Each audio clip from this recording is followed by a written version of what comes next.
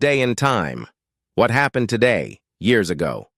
Through the Treaty of Zamora in 1143. Okay. And finally, maybe the most critical international validation, that came from the Vatican in 1179. They officially recognized Portugal as a kingdom. So San Mamés really was that critical, decisive moment, the political separation that enabled everything that followed. That's quite powerful. It really highlights how a decisive choice, to break from the established order and backing it up with military force can literally create a new political entity, a new nation. Okay, from the birth of a nation in medieval Iberia, let's jump to a different kind of decisive action. American Civil War this time. Let's shift gears to June 1863 and the Battle of Aldie. What was happening here? Right, so this is during Confederate General Robert E. Lee's big move north into Pennsylvania. It's the start of what becomes the Gettysburg Campaign. Okay.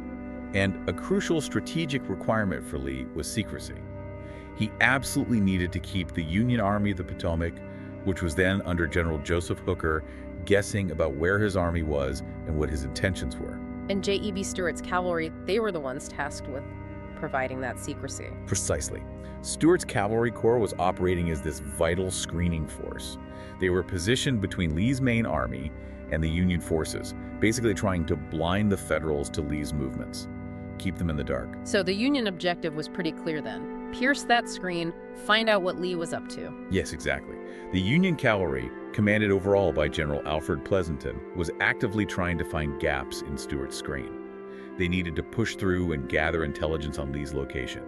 Aldie was part of this Union effort. Who are the commanders directly involved in the fight at Aldie itself?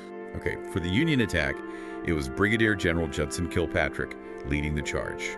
Defending for the Confederacy was Colonel Thomas T. Munford. And the forces they had, the sources list quite a few different units. Yeah, quite a mix. On the Union side, the units included the 1st Maine, 4th New York, 6th Ohio, 10th New York, 2nd New York, 1st Massachusetts, and 1st Rhode Island Cavalry regiments. Okay. And facing them, from the Confederacy, were regiments from the 1st through the 5th Virginia Cavalry. Got it. So tell us about the battle itself, June 17th, 1863. How did it unfold? Well, the fighting kicked off around 2:00 p.m. Munford's Confederate forces, they took up a really strong defensive position just west of the town of Aldie. And the terrain there, particularly the numerous stone walls in the area, proved incredibly effective as cover for their defense. They used it really well. So was it like a fluid cavalry charge and countercharge kind of fight or something different? The sources describe it more as a fierce, 4-hour engagement. It was characterized by repeated Union cavalry charges being repelled by the Confederates. The defenders really effectively used their positions behind those stone walls, and the sources specifically note particularly effective sniper fire coming